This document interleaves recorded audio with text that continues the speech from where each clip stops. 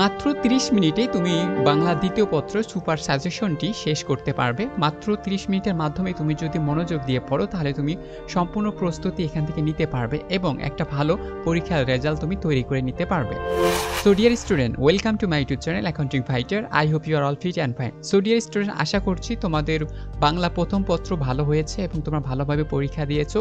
সেই সুবাদে তোমরা অবশ্যই আমার কমেন্ট সেকশনে জানিয়ে দিবে যে তোমাদের পরীক্ষাটা কেমন হয়েছে সবার, এবং আমাদের বাংলা দ্বিতীয় পত্র যে সুপার সাজেশন রয়েছে তোমরা মাত্র 30 মিনিটে কিন্তু সম্পূর্ণ প্রস্তুতি নিতে পারবে। আমি তোমাদের আজকে এমনভাবে দেখিয়ে দিব যে তুমি কিভাবে মাত্র 30 মিনিটের মাধ্যমে একটি বাংলা দ্বিতীয় পত্র সুপার সাজেশনটি তুমি শেষ করতে পারবা এবং তুমি একটা ফুল মার্ক অর্থাৎ 100-এর ভিতর 100 তুমি তুলতে পারবা, বা যত মার্ক থাকবে তুমি ঠিক তত মার্কে উঠাইতে পারবা। সো আমরা শুরু করছি। অবশ্যই ভিডিওটি শুরু থেকে শেষ অবধি দেখার চেষ্টা করবে।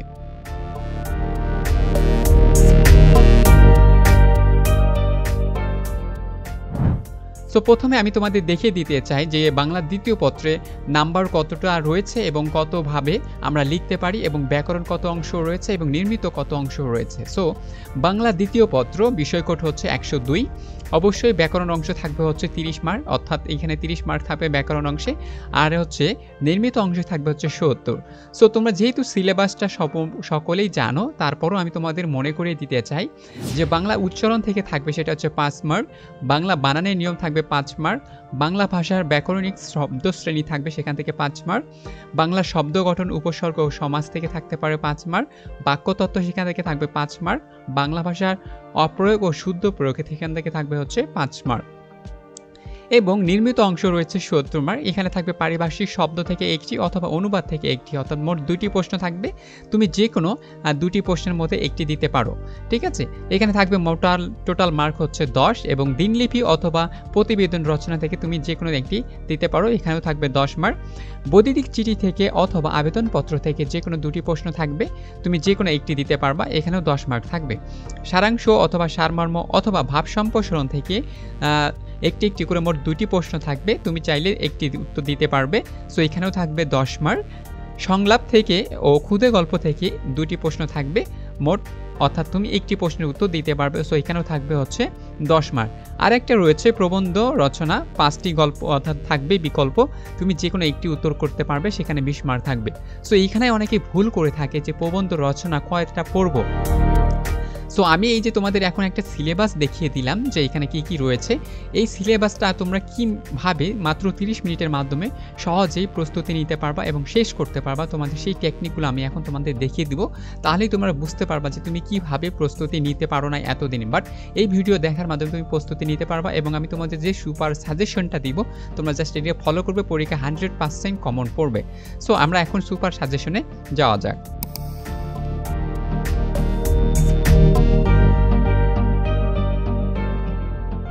সো ডিয়ার স্টুডেন্ট, তোমরা দেখতে পাচ্ছ এখানে সুপার সাজেশনটা আমি তোমাদের সামনে ওপেন আপ করেছি। সো তোমরা এখন একটু ফলো করো এবং আমার কথাগুলো জাস্ট মন দিয়ে শোনার চেষ্টা করো, তাহলেই তোমরা বুঝতে পারবে যে কত সহজে তুমি কিন্তু ওই সিলেবাসটা সহজেই শেষ করতে পারতে, বাট তুমি আগে এইভাবে কখনো জানোনি বিধায় তুমি শেষ করতে পারো নি। জাস্ট তুমি এই ভিডিওর মাধ্যমে দেখার মাধ্যমে তুমি কিন্তু শেষ করতে পারবে।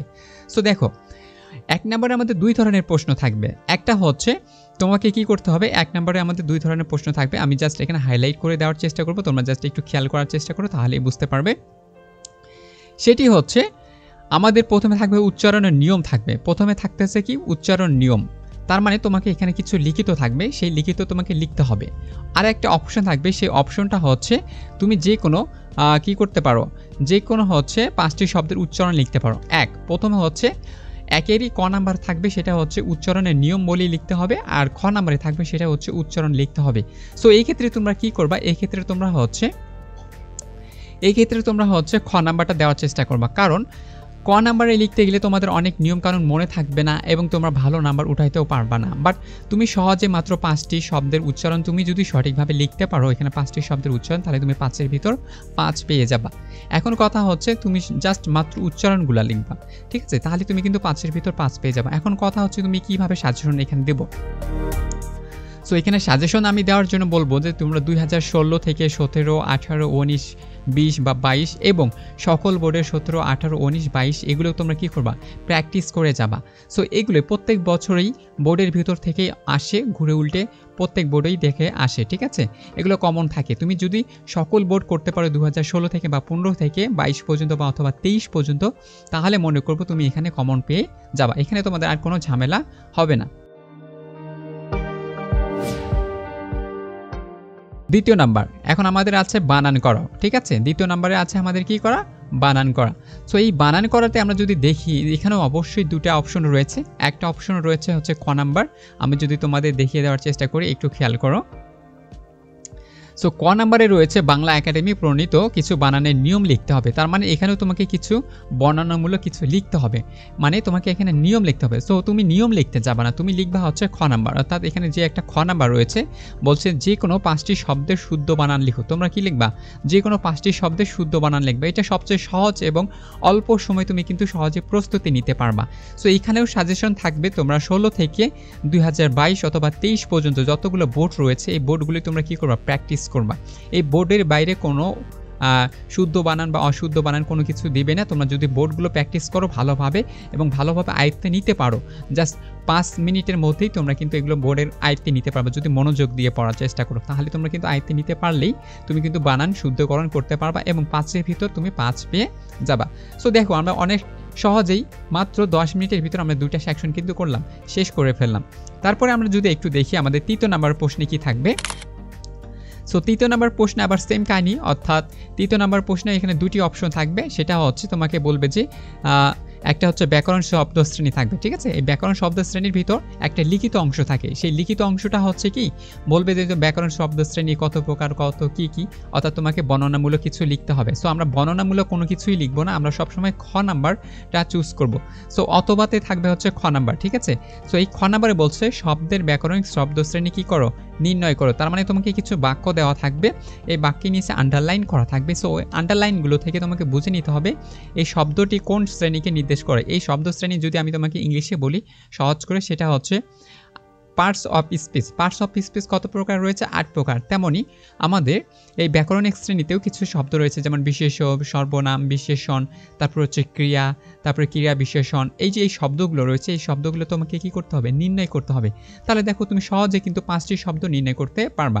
তুমি কেন কষ্ট করে এই যে লিখিত আকারে যেগুলো থাকবে বর্ণনামূলক, তুমি কেন এগুলো পড়তে যাবা বা লিখতে যাবা? তুমি জাস্ট 5 মিনিট যদি 2016 থেকে 23 পর্যন্ত যতগুলো বোর্ড রয়েছে এগুলো যদি তুমি প্র্যাকটিস করো, তাহলে কিন্তু তুমি সহজেই এগুলো আয়ত্তে নিয়ে আসতে পারবা এবং ভালো মার্ক একটা ক্যারি করতে পারবা। সো আশা করি তোমরা 3 নাম্বার পর্যন্ত অনেক সহজে বুঝতে পেরেছ।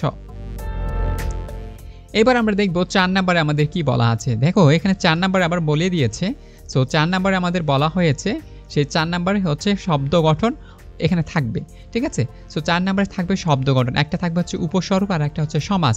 তো আমি এখানে তোমাদের একটা টেকনিক দেই যে সমাজ বা উপসর্গ তোমার ভিতর, এই দুটার ভিতর তোমাদের যে ভালো লাগে সবচেয়ে সহজ যেটা মনে হয় তোমরা সেটা দিবা। বাট আমাকে যদি বলো যে কোনটা দিতে বলছি, সো আমি যদি বলি তাহলে আমি বলবো যে সমাজটা দেওয়ার চেষ্টা করবা, কারণ সমাজটা অনেক সহজ হবে এবং সহজে এটা কিন্তু সবাই দিতে পারবে। সো তোমরা এখান থেকে সমাজটা দেওয়ার চেষ্টা করবা। অর্থাৎ সমাজটা দিব সেটা হচ্ছে আমরা কোন নাম্বারে? খ নাম্বারে দেওয়ার চেষ্টা করবো। এখানে খ নাম্বারে থাকবে হচ্ছে ব্যাস বাক্য। অর্থাৎ তুমি 2016 থেকে 2023 পর্যন্ত যতগুলো ব্যাস বাক্য রয়েছে এই ব্যাস বাক্যগুলো তুমি কি করবা? প্র্যাকটিস করবা। প্র্যাকটিস করলেই কিন্তু হয়ে যাচ্ছে। তুমি প্র্যাকটিস করা মাত্রই তুমি কিন্তু এগুলো সম্পূর্ণ অ্যান্সার করতে পারবা। তোমাকে আর ওই উপসর্গ বা সমাজের যেগুলো ব্যাখ্যা রয়েছে বা বর্ণনামূলক রয়েছে এগুলো কিন্তু তোমাকে লিখতে হবে না। তুমি জাস্ট শর্টকাট উপায়ে যেগুলো মুখস্থ করা যায় এগুলো তুমি কিন্তু লিখতে পারো, ঠিক আছে? সো এটাই ছিল হচ্ছে আমাদের 4 নাম্বারে এতটুকু প্রশ্নের অ্যান্সার। সো আবারও রয়েছে আমাদের 5 নাম্বারে বলছে বাক্য তথ্য আসলে কি। সো আমরা যদি এখানে দেখি বাক্য তথ্য বলছে, তো বাক্য তথ্যের ভিতরে এখানেও 2টা অপশন থাকবে। এই 2টা অপশন ভিতরে তুমি যে কোনো একটা অপশনে কি করবা? ক্লিক করবা। সো এখানে আমি তোমাদের আবারও খ নাম্বারটা দিতে বলবো। কেন খ নাম্বারটা দিতে বলবো? দেখো এখানে বলছে বাক্য রূপান্তর করো, ঠিক আছে? এই বাক্য রূপান্তর কিন্তু অনেক সহজ। তোমাকে যদি বলে যে অ্যাফার্মেটিভ করো, অর্থাৎ সরি এটা ইংলিশে বললাম, তো বাংলায় যদি বলে যে সেটাকে হচ্ছে না বোধক করো, তারপরে হ্যাঁ বোধক করো, জটিল করো, সরল করো, যৌগিক করো, এই বাক্যগুলো কিন্তু তুমি সহজে পারবা। যৌগিক, সরল এগুলো তুমি কিন্তু অনেক সহজে পারবো। এটা যদি না পারো তারপরেও তুমি এখানে দেখতে পারবে যে বাক্য কাকে বলে, সার্থক বাক্য কি এবং কি কি গুণ থাকা আবশ্যক। এই অপশনের ভিতর তুমি 2টাই কিন্তু পড়ে রাখতে পারো, কারণ এটা অনেক সহজ। এই সহজগুলো তুমি কিন্তু ছাড়বা না, জাস্ট সহজের ভিতরে তুমি এতভাবে সুন্দর করে পড়বা 2016 থেকে 23 পর্যন্ত, তাহলে তুমি কিন্তু একটা ফুল মার্ক ক্যারি করতে পারবা এবং 5-এর ভিতর 5 পাবা। তার মানে আমরা 5টা আইটেম দেখলাম, এই 5টা আইটেমে যদি আমরা 5 করেই পাই সম্পূর্ণ অংশ, তাহলে আমরা কিন্তু 25 পেয়ে যাচ্ছি। তাহলে দেখো আমাদের একটা গ্রেড পয়েন্ট বা আমাদের রেজাল্ট কতটা ভালো হওয়ার সম্ভাবনা রয়েছে, ঠিক আছে? ওকে, তারপরে আমরা দেখব নেক্সট নাম্বার হচ্ছে 6 নাম্বারে আমাদের থাকবে বাক্যের অপ্রয়োগ শুদ্ধিকরণ। তার মানে কিছু বাক্য দেওয়া থাকবে, এই বাক্যগুলো অনেক ভুল থাকবে, আবার অনেক সময় সঠিকও থাকে। তোমার সঠিকটা সঠিকই করে লিখতে হবে, যেটা ভুল রয়েছে সেটা তুমি কি করবা, সঠিক করে লিখবা। সো এখন কথা হচ্ছে তুমি এই দুটো অপশনের ভিতর কোন অপশনটি চুজ করবা। সো আমি যদি বলি, অবশ্যই তুমি এই দুটো অপশনের ভিতর খ নাম্বার যে অপশনটা থাকবে এই অপশনটা তুমি কি করবা, চুজ করে নিবা, ঠিক আছে? এই অপশনটা তুমি কি করবা, চুজ করে নিবা। কেন নেবা? দেখো তোমার কিছু বাক্য দেওয়া থাকবে, এই বাক্যগুলো তুমি জাস্ট শুদ্ধ করে লিখবা, ঠিক আছে?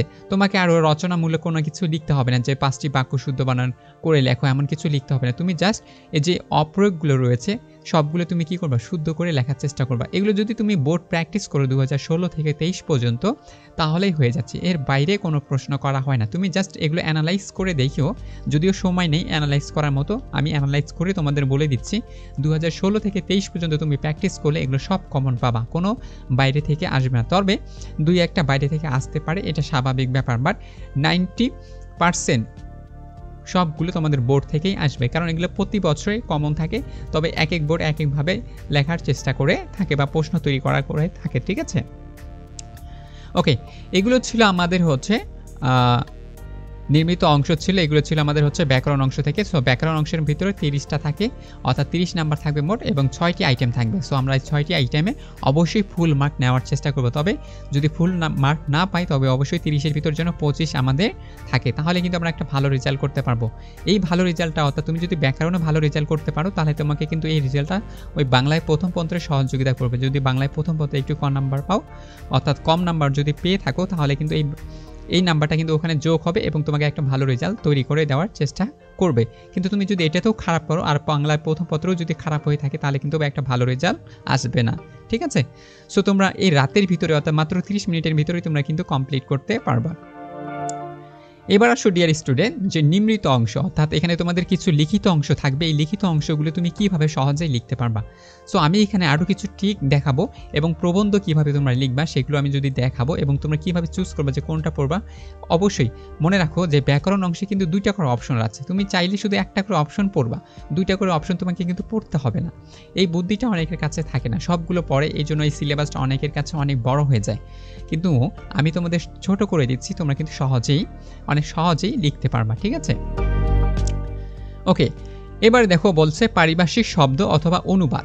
সো অনুবাদ, এমন কোনো স্টুডেন্ট নাই যে অনুবাদ লিখে 10-এর ভিতর 10 পাবে বা 5-এর ভিতর 5 পাবে, এমন কোনো ব্রিলিয়েন্ট স্টুডেন্ট হয় নাই এখন পর্যন্ত, ঠিক আছে? এই জন্য তোমরা কী করবা, পারিভাষিক শব্দ দেওয়ার চেষ্টা করবা, অর্থাৎ তুমি পারিভাষিক শব্দ পড়ে যাবা। তুমি যদি অনুবাদ 5টি পড়ো, তাহলে পারিভাষিক তুমি 10টি পড়বা, এমনভাবে। তাহলে এগুলো অনুবাদ তুমি যদি 5টি পড়েও কমন না পাও, কিন্তু তুমি যদি পারিভাষিক 10টি পড়ো, তাহলে কিন্তু সম্পূর্ণ কমন পেয়ে যাবা, ঠিক আছে? সো অনুবাদ দেওয়ার চেষ্টা করবে না, কারণ এখানে অনেক লিখতে হবে, আবার লিখলে তুমি কিন্তু ফুল মার্ক পাবা না। আর পারিভাষিক শব্দ মাত্র 10টি দেওয়া থাকবে, এই 10টি অর্থাৎ 10 থেকে 11টা বা 12টা দেওয়া থাকতে পারে। সেই তুমি এই 12টার ভিতর বা 13টা বা যেটাই দেওয়া থাক, সেইটার ভিতর তুমি 10টি যদি দাও, 10-এর ভিতর 10 পেয়ে যাবে। এখানে একদম ফুল মার্ক এবং সহজেই পেয়ে যাবে। এখানে তোমাকে বেশি আর কী করতে হবে না, পরিশ্রম করতে হবে না। সো এখানে তোমরা খেয়াল করবা, বা সাজেশন হিসেবে আমি যদি বলি, অবশ্যই 2016 থেকে 23 পর্যন্ত যতগুলো বোর্ড রয়েছে এই বোর্ডগুলো প্র্যাকটিস করো, ঠিক আছে? এই বোর্ডগুলো প্র্যাকটিস করলে তোমাদের প্রত্যেক বোর্ডেই উল্টাপাল্টা করে দেওয়া হয়, মানে হচ্ছে এক এক বোর্ডে এক এক সময় দেওয়া হয়। সো এই বোর্ডগুলি তুমি যদি প্র্যাকটিস করো, তুমি পারিভাষিক শব্দ 10টার ভিতর 10-এ কমন পাবা। এটা একটা হাতে ধরা মার্ক, জাস্ট অনায়াসে, এখানে কেউ লস করবা না, ঠিক আছে?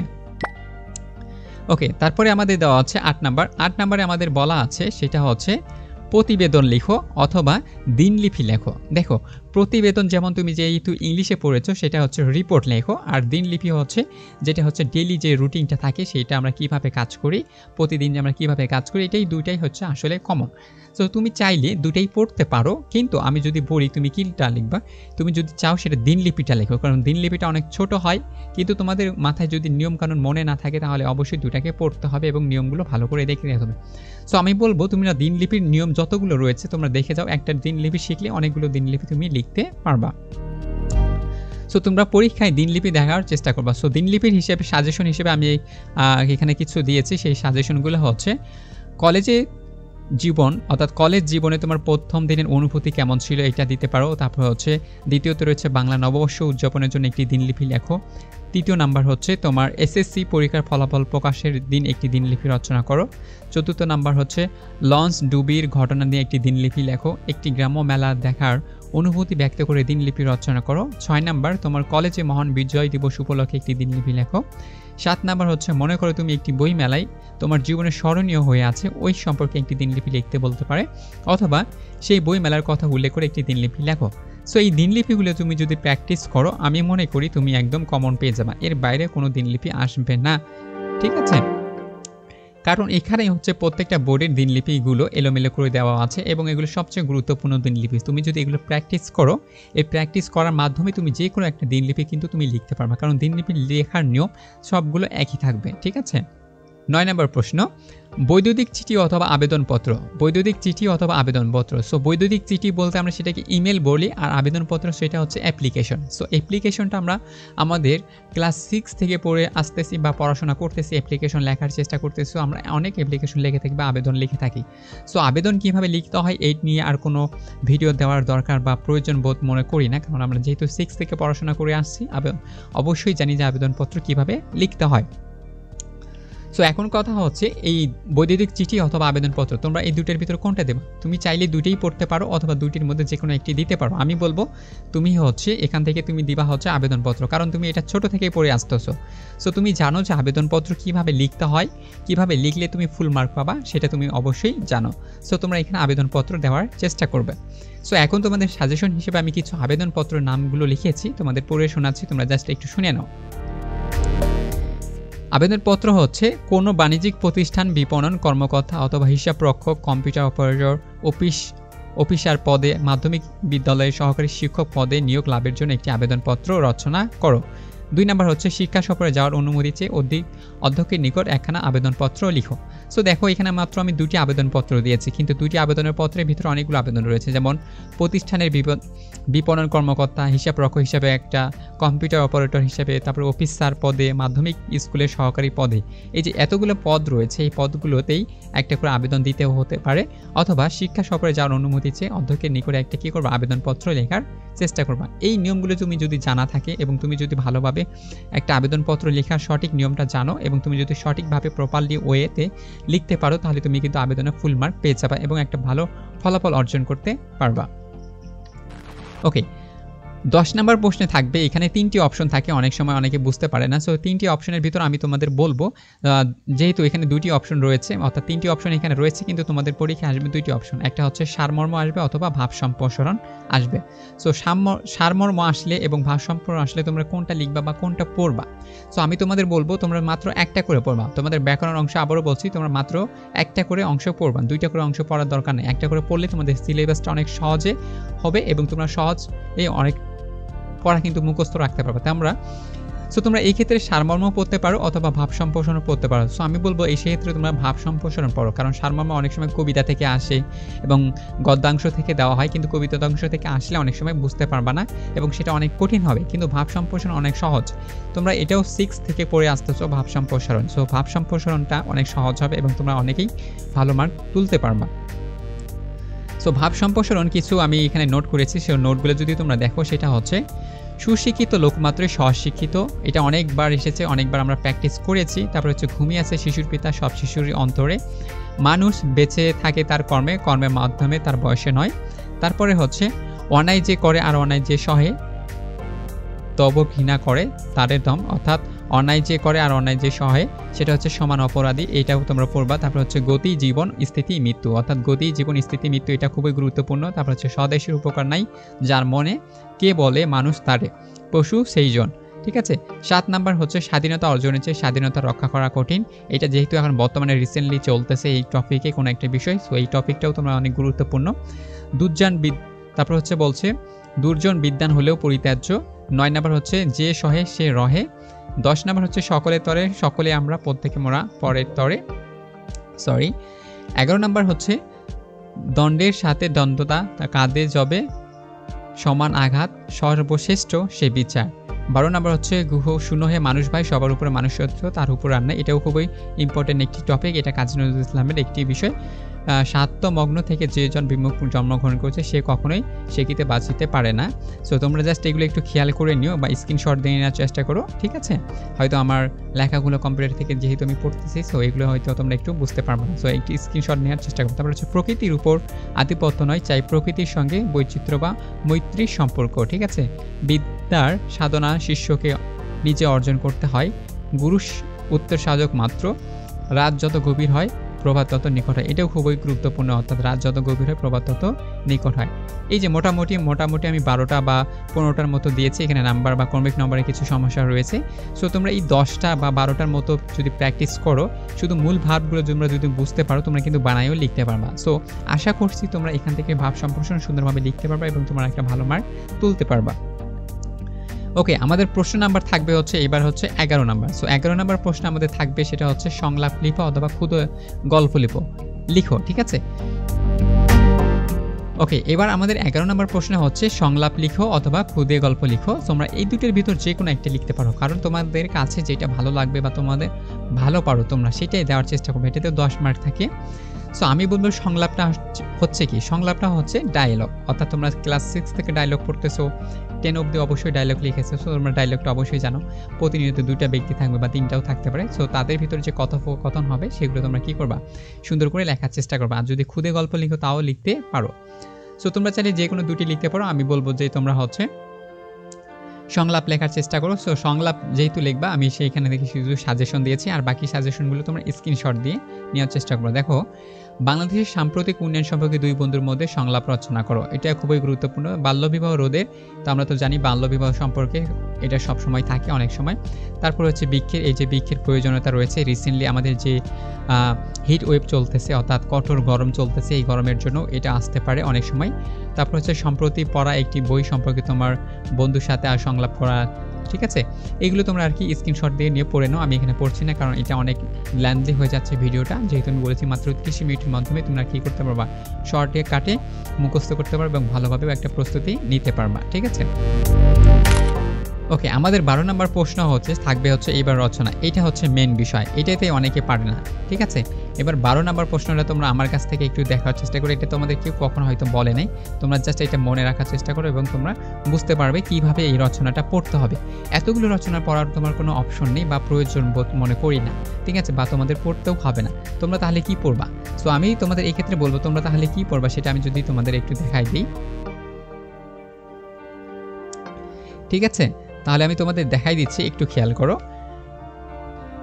এই যে এখানে তোমরা দেখতে পাচ্ছ প্রবন্ধ রচনা নিয়ে একটি কথা রয়েছে। সো প্রবন্ধ বা নিবন্ধন লিখন বিষয়সমূহ, দেখো, নৈতিকতা ও মূল্যবোধ থেকে প্রশ্ন হতে পারে বা রচনা করতে পারে, ঠিক আছে? বিজ্ঞান ও প্রযুক্তি থেকে প্রশ্ন হয়, জাতীয় চেতনা থেকে প্রশ্ন হয়, শিল্প ও অর্থনীতি থেকে প্রশ্ন হয় এবং সাম্প্রতিক বিষয় থেকে প্রশ্ন হয়। অর্থাৎ 5টা ধাপ থেকে প্রশ্ন করা হয় এবং 5টা ধাপ থেকে প্রশ্ন করা বলতে 5 ধরনের রচনা থাকে।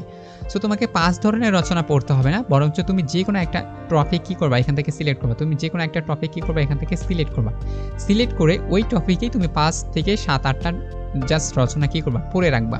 তুমি যদি বিজ্ঞান ও প্রযুক্তি পড়ো, শুধু বিজ্ঞান ও প্রযুক্তিই পড়বা, অন্য কোনো আর কিছু পড়া যাবে না। এখান থেকে এমনভাবে পড়বা যাতে করে তোমার কমন পড়ে, ঠিক আছে? তুমি যদি শিল্প ও অর্থনীতি পড়ো তাহলে শিল্প অর্থনীতিই শুধু পড়বা, অন্য কোনো রচনা পড়বা না, ঠিক আছে? মানে শিল্প আর অর্থনীতি সম্পর্কে যত রচনা রয়েছে সবগুলো পড়ার চেষ্টা করবো, তাহলে দেখবে যে কমন হয়ে যাচ্ছে। তোমাকে এখানে 5 ধরনের রচনা পড়ে মাথার মধ্যে গন্ডগোল করার দরকার নেই, ঠিক আছে?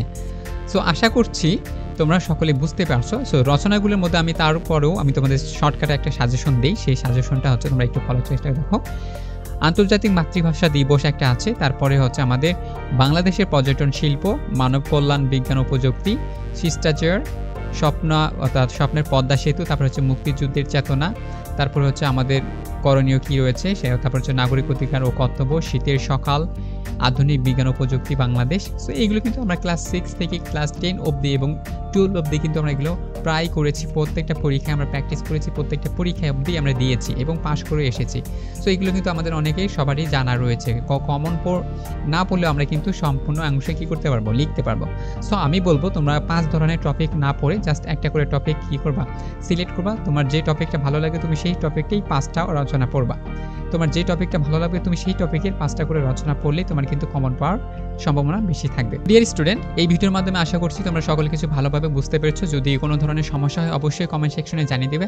তার পরবর্তীতে যে কোনো সাজেশন লাগলে আমাকেও কমেন্ট সেকশনে জানিয়ে দেবে। আমি যতটা পারি অবশ্যই তোমাদের ভালোভাবে সাজেশন দেওয়ার চেষ্টা করব এবং তোমরা সেই অনুমাফিক পরীক্ষা দেওয়ার চেষ্টা করবে এবং ভালোভাবে পরীক্ষা দাও। বাকি পরীক্ষাগুলো যেন ভালো হয় এবং এই ব্যাকরণ পরীক্ষা বা বাংলা দ্বিতীয় পত্রটিও যেন ভালোভাবে দিতে পারো। সো ভালো থাকো, সুস্থ থাকো। পরবর্তী কোনো একটি সাজেশন দেখা হবে। Thank you very much.